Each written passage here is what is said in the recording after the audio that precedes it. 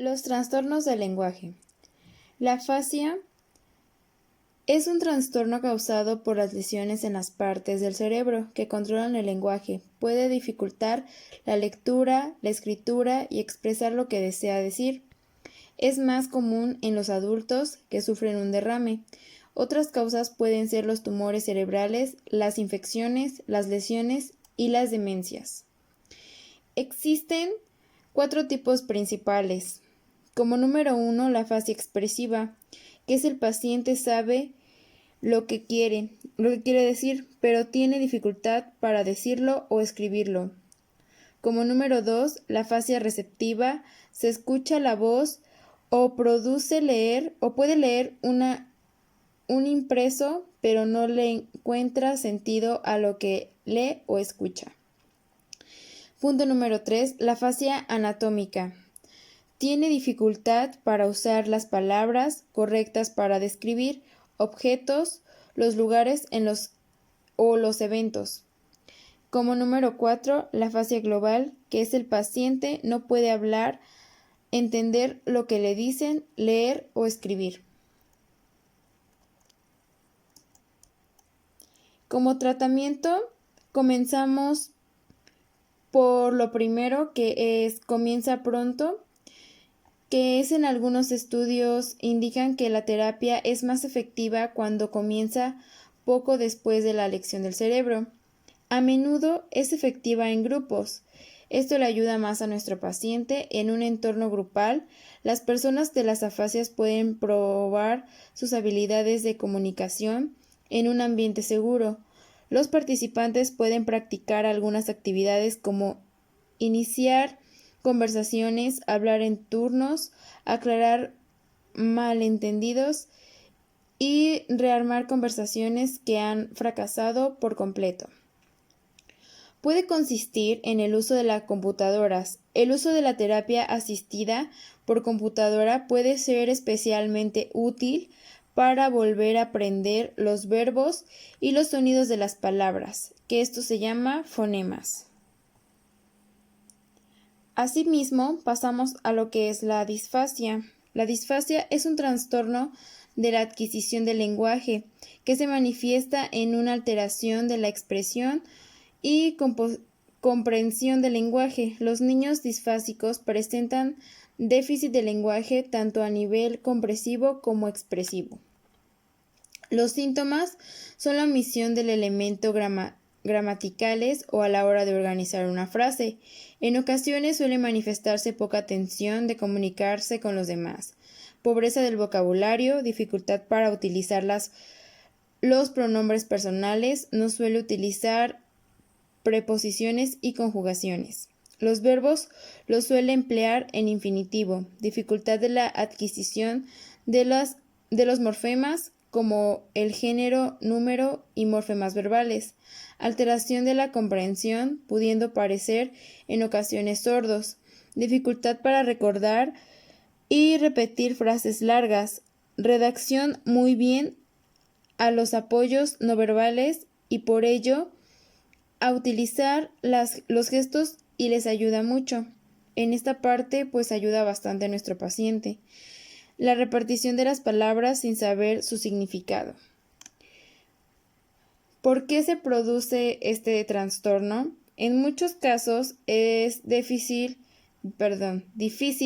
detectar cualquier podría ser las causas. Sin embargo, en otros se cabe que puede estar relacionado con lesiones cerebrales o falta de oxigenación al nacer, traumatismos craneoencefálicos en el momento del parto, enfermedades infecciosas como meningitis, encefalitis, etc., que afectan al sistema nervioso. Como tratamiento, practicar ejercicios bucofaciales como son el ejercitamiento de la boca, la lengua, los labios y la respiración, haciendo soplos hacia arriba y cerrar la boca, movimientos de la lengua, con el fin de mejorar la pronunciación de los fonemas. En los ejercicios para aumentar el vocabulario se empiezan por aspectos contractados que ya conozca el niño y se va aumentando su dificultad. Puede utilizar las categorías o campos semáticos para ir introduciendo nuevos conceptos. También puede ser útil acompañar esta última actividad con imágenes. También podemos trabajar la memoria auditiva, que podemos ejercerla relacionando un sonido concreto que emitimos en un movimiento corporal que debe hacer el niño. El ejercicio con discriminación auditiva, que se enseña al niño a distinguir sonidos distintos a los que le son familiares, haciendo, por ejemplo, que adivine de qué sonido se trata cuando se lo presentamos. Podemos indicar diferentes actividades para aumentar la comprensión verbal. Ejercicios morfosintácticos, por ejemplo, pudiendo que forma una frase o a partir de dos palabras. Actividades para aprender y organizar y estructurar oraciones, como por ejemplo, le mostramos una imagen y le pedimos que encuentre una historia que tenga relación con esta, etc., a través de láminas, imágenes y viñetas. Y esta categoría es para que nuestro paciente aprenda mejor, y en este tratamiento pues es muy bueno para que nuestro paciente tenga en cuenta todo esto. Bien, la disartria es una enfermedad en la que los músculos que causan para hablar son débiles o tienen dificultad para controlarlos. La disartria se caracteriza generalmente por el balbuceo o el ritmo lento de hablar, que puede ser difícil de entender. Los síntomas son el balbuceo, el ritmo lento al hablar, incapacidad de hablar más fuerte que en su susurro o hablar demasiado fuerte, el ritmo rápido al hablar que es difícil de comprender, voz nasal, áspera o forzada, ritmo irregular o anómalo al hablar, ritmo irregular anómalo al hablar, ritmo monótono de hablar y dificultad para mover la lengua o los músculos faciales. Los síntomas son los siguientes. La esclerosis letal amiotrófica o enfermedad de Leu Gehrig, lesión cerebral, tumor cerebral, parálisis cerebral infantil, síndrome de Guillain-Barré, lesión de la cabeza, enfermedad Huntington, enfermedad de Lyme, esclerosis múltiple, disfasia muscular, miastenia grave, enfermedades de Parkinson, accidentes cerebrovasculares, enfermedad de Wilson. Debido a los problemas que comunican que causa la disartria, algunas de las complicaciones que pueden ser las siguientes, que son las ya mencionadas. Bien, las complicaciones son las dificultades sociales, los problemas de comunicación, pueden afectar las relaciones con tu familiar y tus amigos y convertir las situaciones sociales en un desafío. La depresión, que en algunos casos la disartria puede causar aislamiento social y depresión.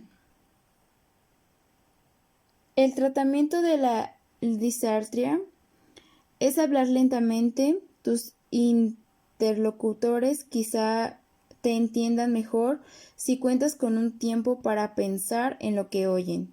Comienza de poco a poco. Presenta el tema con una palabra o una frase corta antes de pronunciar oraciones largas. Evalúa si te entienden. Pídeles que quienes te escuchen te confirmen si comprendieron lo que dices. Si estás cansado, usa oraciones cortas. La fatiga puede hacer que lo que digas sea más difícil de entender. Tengo algo que quizás te ayude. Escribir mensajes puede resultar útil. Escribe los mensajes en un teléfono móvil, en un ordenador de mano o lleva contigo un lápiz y un pequeño bloc de notas. Usa un método rápido, crea dibujos, diagramas o usa fotos durante las conversaciones de manera que no tengas que hablar todo. Hacer gestos, señales u objetos también puede ayudarte a transmitir el mensaje. Bien, pasamos a la dislalia.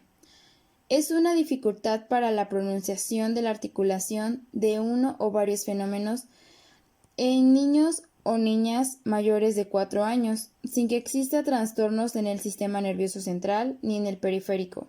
Tampoco se observan deformidades anatómicas o fisiológicas en los órganos articulares. Es un trastorno del aprendizaje que debe ser tratado de forma temprana. Los tipos de dislalias son los fonéticos y los fonológicos, en los que el origen del problema son las dificultades y los tratamientos son diferentes. La dislalia fonética suele tener su origen en alguna dificultad en la coordinación motriz, siendo los problemas más habituales, como lo son las situaciones en la fricatividad por el sonido de la T, el CCO, que es S, lo cambia por Z, en lugar de escribir casa o pronunciar casa con S, lo pronuncia con Z. El ceseo de Z por S, como zapato, lo cambia por S en lugar de zapato.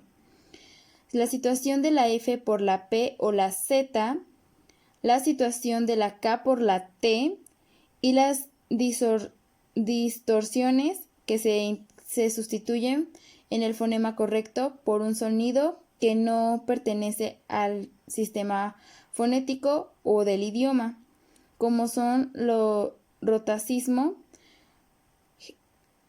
romper por romper. En el sigmatismo, que es el sonreír por sonreír, que es con S.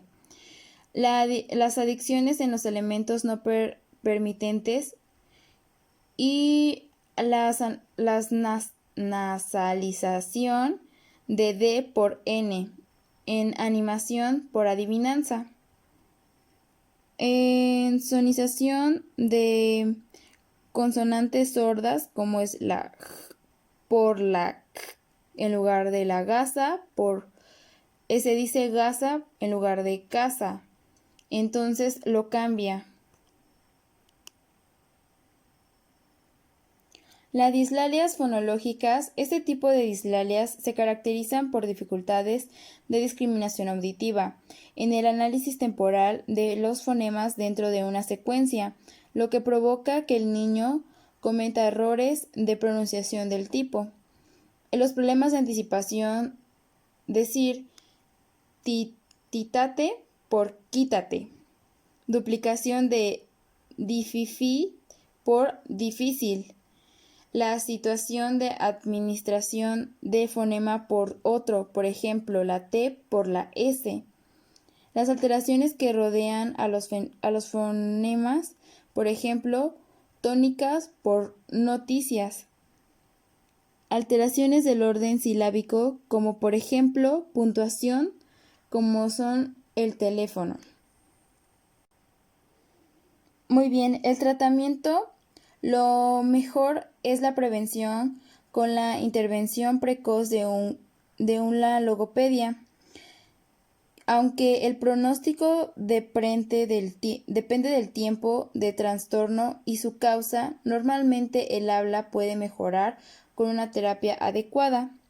Normalmente se plantea al niño formar de juegos para que sea más sencillo y ameno adquirir estas nuevas habilidades. Para que la terapia sea eficaz, y es importante que los padres se impliquen y ayuden al niño también en su propio hogar. Es por ello que en este apartado del tratamiento es muy bueno agregar a nuestra familia o a la familia para que también en casa el niño pues lo haga y tratar de cometer o cambiar esos errores que tiene al momento de hablarlo o al decirlo y tratar de deletrearle la palabra para que lo diga mejor y más fluido. La disfemia, que es la tartamudez o disfemia en un trastorno del habla, no es un trastorno del lenguaje, se caracteriza por la interrupción de la fluidez del habla, bloqueos o espasmos, que se acompañan normalmente de la tensión muscular de la cara y el cuello, miedo y estrés. Estas disfluencias o bloqueos son la expresión visible de la interacción de determinados factores orgánicos, psicológicos y sociales. En los tipos de tartamudez tenemos la neurogénica, que es producida por alguna lesión cerebral y también se conoce como tartamudez adquirida. El tartamudeo puede ocurrir en cualquier parte de la palabra, tartamudea incluso con tacto o susurrando, no muestra miedo o ansiedad. La psicogenia, que es la menos común, es producida por algún trauma severo de desarrollo, que es por tipo de tartamudez más común y ocurre cuando el niño está aprendiendo el lenguaje y el habla alrededor de los 2 a los 5 años. Los tipos de disfemia, que son la tónica, que son caracterizadas por múltiples interrupciones ocasionadas por espasmos. Durante la interrupción, el paciente muestra rigidez y tensión facial, que es el que se presenta por diagnóstico.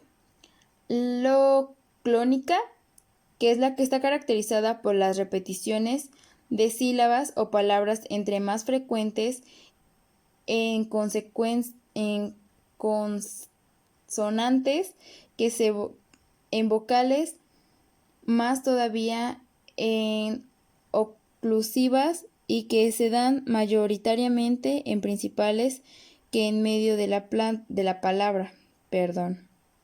La tónico-clónica o mixta, que es el tipo más frecuente porque resulta difícil encontrar una disfemia purotónica o clónica.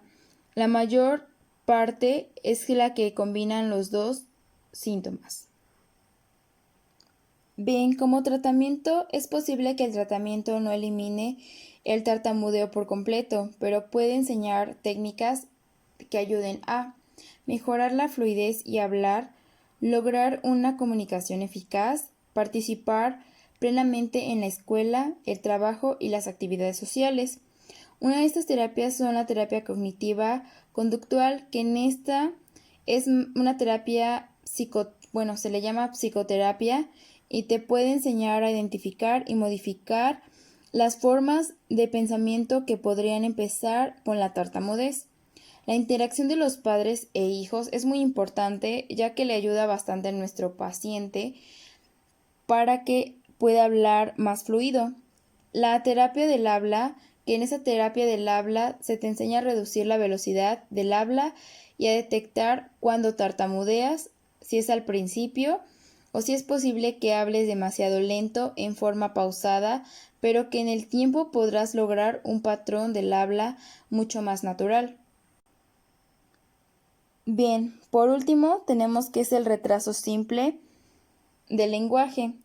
Se habla de retraso simple del lenguaje cuando un niño sin ninguna otra alteración aparenta que va adquiriendo el lenguaje más tarde que otros de su misma edad. Es decir, se piensa que es un retraso simple del lenguaje si hemos destacado otros problemas que puedan afectar el lenguaje, como son la sordera, el déficit motor o cognitivo, trastornos emocionales o trastornos del espectro. Las causas: si los padres tienen un poder o inadecuado vocabulario o estimulan poco a sus hijos, puede existir componentes hereditarios que pueden hablar a algún familiar que le haya ocurrido lo mismo, como puede ser los modelos de crianza, sobreprotección, que se pueden entorpecer en algún momento del desarrollo, anticiparse a los demás, a las demandas del niño, como es no darle la oportunidad de decir lo que quiere. En este caso se ve muy restringido. Mantener hábitos como comer triturado, el uso de biberón o el chupete más allá del año de vida. Actividades de indiferencias, no presta atención a las demandas del niño, despreciar sus intentos de diálogo o disculpar sus errores del habla. Es importante fomentar la autonomía personal y social del niño. Cada vez más son más frecuentes las familias bilingües. Eso también puede causar el retraso. Bien, aquí se le hace unos pequeños ejercicios del habla para que este niño pueda pronunciar correctamente. Es muy importante fomentar el diálogo en la familia o en el ámbito de la familia, un correcto lenguaje con el cual el niño puede hablar fluido.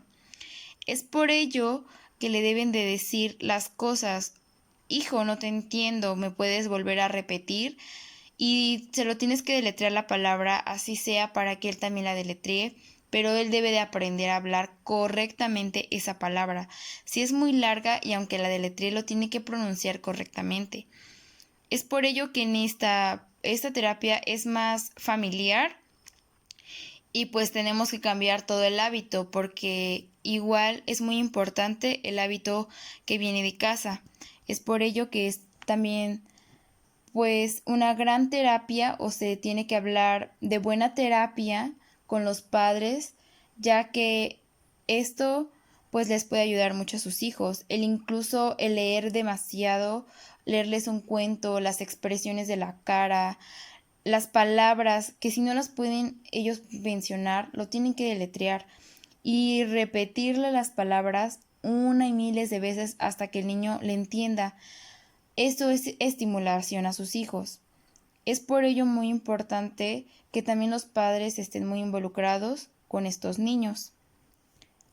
Y pues bueno, estas son las bibliografías y pues muchas gracias por su atención.